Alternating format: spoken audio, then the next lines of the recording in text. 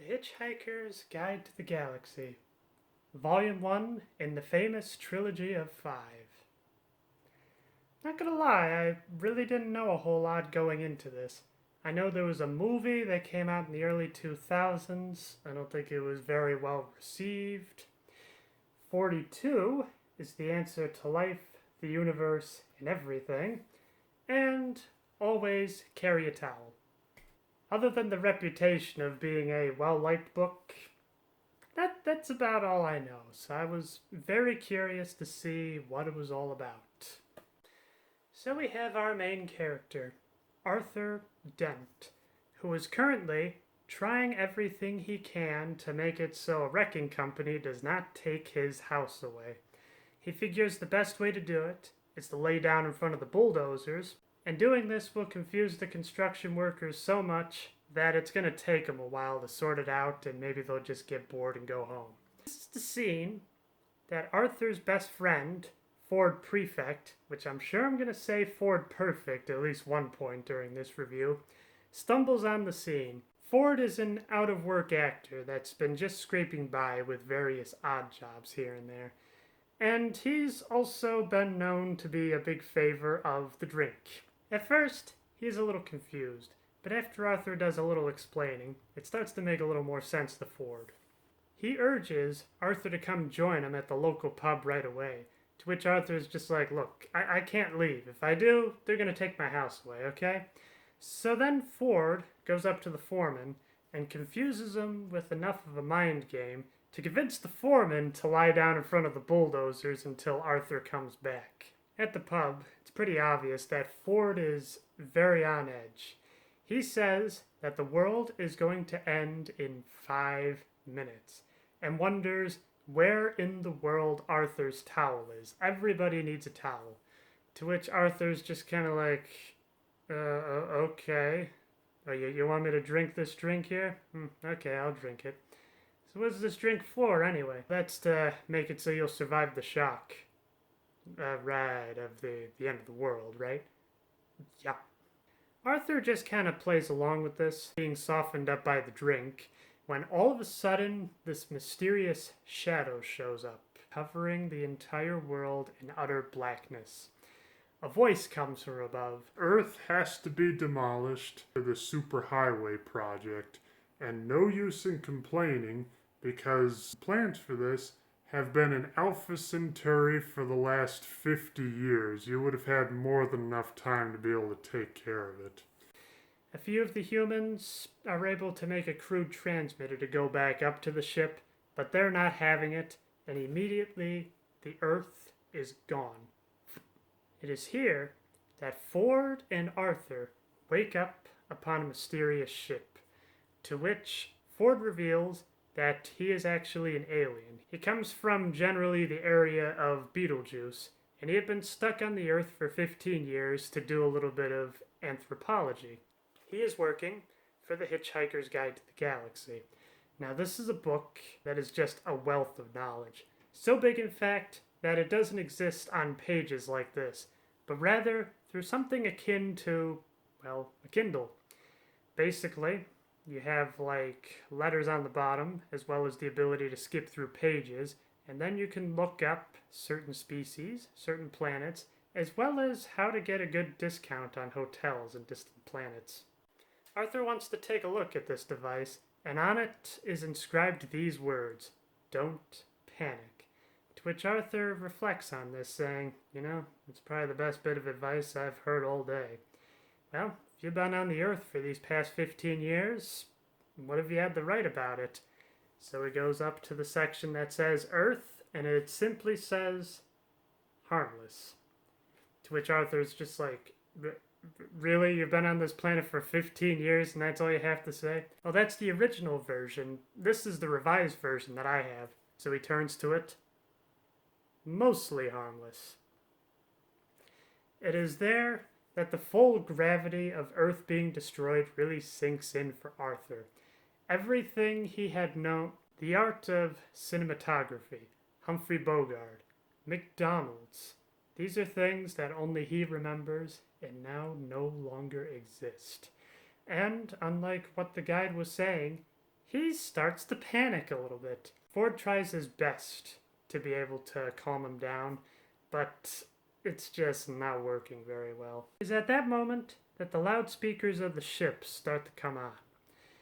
To Arthur, it just sounds like a mixed bit of garble as well as guttural sounds, and he's just not understanding it. So Ford leans over to him and says, "Ah, you need a fish." To which Arthur is kind of along for the ride, but still wondering what in the world that means. Ford picks up his magic bag, a little bit of a worst case scenario bag that all hitchhikers of the galaxy would have. And in it is this little fish that he then puts into Arthur's ear. At first, Arthur is very disturbed by the feeling of that, but after a while it swims into his brain, and from there, well, it goes into a lot of scientific explanation, but all you need to know is that whoever has this fish inside them is able to understand any language, and they can speak any language. So slowly, the garbled noises start to make a little more sense. It appears that they are on a ship run by the Vogons. Now, according to the Hitchhiker's Guide to the Galaxy, the Vogons are the most loathsome creatures in the entire universe. Essentially, they weren't meant to evolve into an intelligent species, but by some freak of nature, they have actually been able to do it. And the only things that bring them joy is yelling as well as causing pain to other people.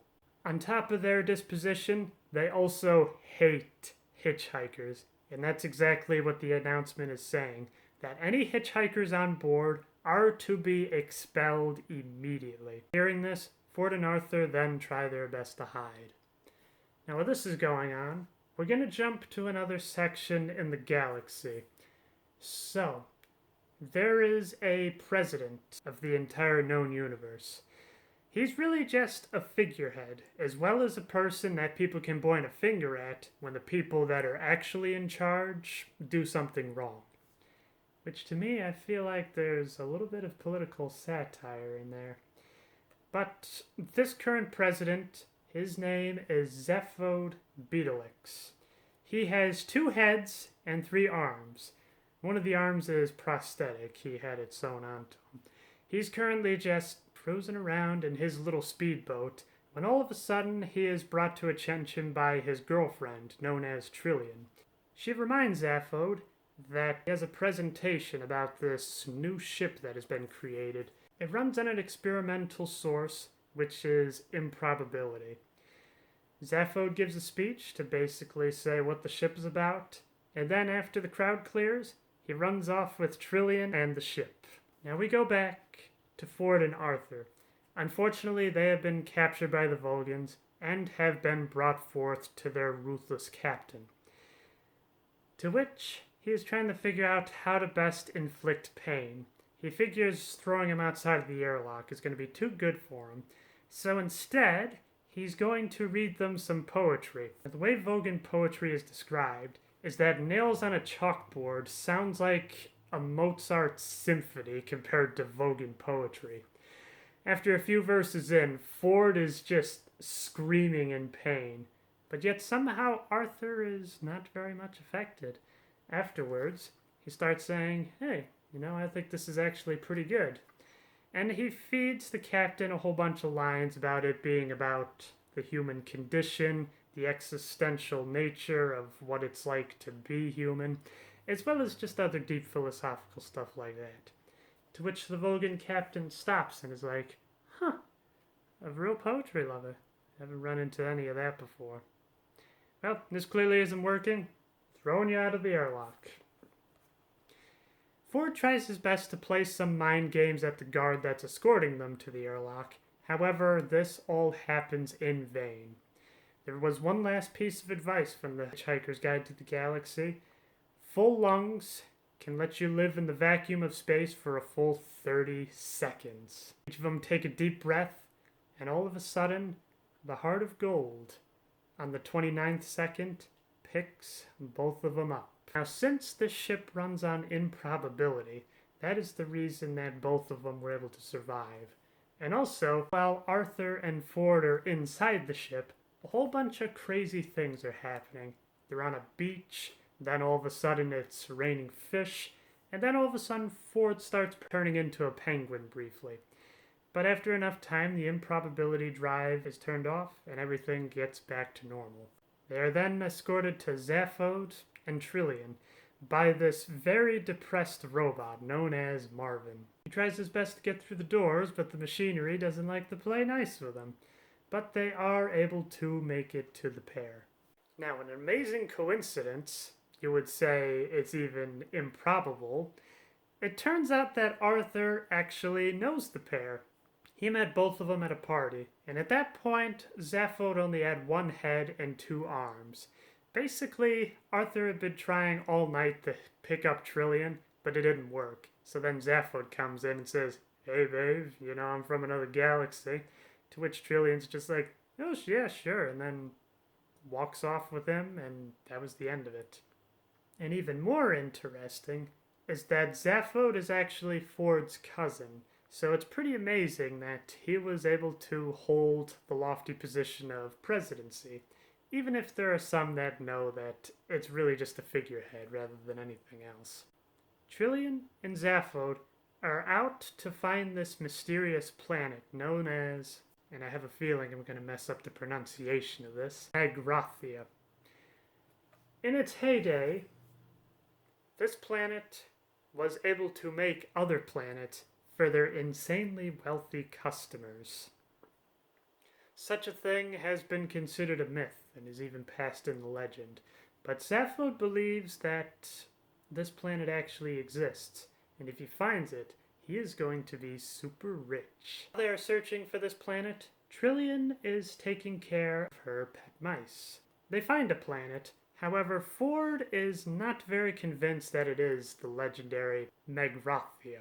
However, in getting closer to the planet's surface, it is revealed to actually be the planet.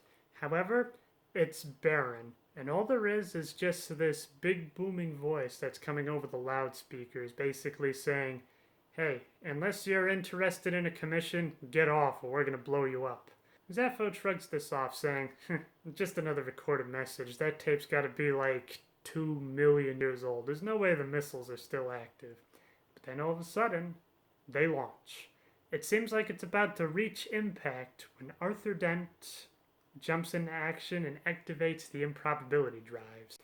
In doing this, 2 of the missiles miss, and the last one mysteriously turns into a giant whale. It's alive for all of about 12 seconds before it hits the ground, and an explosion of whale meat chunks is everywhere. And yeah, it's described just as graphically in the book. The party decide to investigate the planet when they come upon the destroyed whale corpse. The impact of this whale opened up a door to an underground area. Ford, Zaphod, and Trillian all decide to go in to investigate, while Arthur and Marvin are outside to keep watch. It's just as well, because the 3 that went down are immediately gassed, while Marvin and Arthur meet one of the locals. Apparently, most of the planet has been asleep for a very long time. I guess the economy in the greater galaxy isn't as good as it used to be. So they set up this massive alarm clock that would wake up everybody when there was actually enough money to be able to start making planets again. This mysterious old man, his name is not important, but Marvin just kind of wanders off on his own and doesn't care, while Arthur goes with this mysterious man to try to figure out what's happening. After all, it's weird that he would describe him as an Earthman. How would he know this? They fly over the planet to his office, where he reveals everything. Now, there is this race of super intelligent, pan-dimensional beings that have been trying for millions of years to discover the answer to the universe, life, and everything. They made the best computer possible, called Deep Thought. They type in this question, and they say it is going to take 7.5 million years in order to do it. Which is just as well, because once the philosophers of the galaxy caught wind of this, they figured they'd be out of a job and wanted to derail this program for as long as possible. However, 7.5 million years is a very long time, and by then, it's hard to say if anyone would really remember what was going on at that time anyway. So the great day of the answer came, when deep thought comes awake and says the answer is 42. Deep thought then suggests maybe it's you don't know what the question was, and then helps to establish this new computer that's even better than deep thought. It has been dubbed the Earth. So the Earth was created with the help of the Magvatherians to try to figure out the answer to life, the universe, and everything. However, it was right at that point where the answer to what the question was about to be revealed when the Vogons came by. If they came by about 10 minutes later, these pan-dimensional beings would have been able to have it. Now, the other thing to note as well is that humans are the third smartest species on the planet. The first being the mice. The mice are a reincarnation of these pan-dimensional beings, and were so smart that they made the humans think that they owned them, when in fact it was the other way around. And the second smartest beings were the dolphins, which they knew that the Earth was going to end a while ago, and tried their best to tell the humans about this. However, the humans just thought they were making playful noises, and they just found their own way off the planet. It is there that this mysterious old man, whose name doesn't matter, goes to meet with his companions, Trillian, Zaphod, and Ford. After they got gassed, they were knocked out and they were put into the catalog. But once it was discovered that they were friends of Arthur, they then set up this big banquet with the two mice that Trillian thought she owned, but in reality, the mice owned her. It is there the mice bring up an interesting proposition. So, since the Earth is gone, they don't want to wait another 7.5 million years to get the answer. They figure they can buy Arthur's brain, considering it's part of the program, and perhaps it can be reverse engineered to a point where they can figure it out. Trillian, as well as the rest of the gang, do not want to go for this, and try their best to escape. However, it is there that the natives of the planet come by and hold them back. However, all of a sudden there is a distraction off in the distance. This is able to distract the group long enough to get out of there. However, it's out of the frying pan and into the fire when they realize that it's actually an intergalactic police force that is after Zaphod for the theft of the Heart of Gold. The police open fire at them, with them talking back and forth, trying to reach some sort of agreement. When all of a sudden, all you just hear is tss. This alien race, like how we breathe oxygen here on Earth, they breathe in methane. Now, somehow, their methane supply got completely cut off and they immediately died of asphyxiation. So, they proceed cautiously, prodding the bodies just to make sure they're actually dead. And once they do, they head back to the Heart of Gold. And there they see Marvin talking to the police cruiser ship. According to Marvin, he bored the ship so much that it just decided to commit suicide. And this is a probable theory as to what killed the two policemen.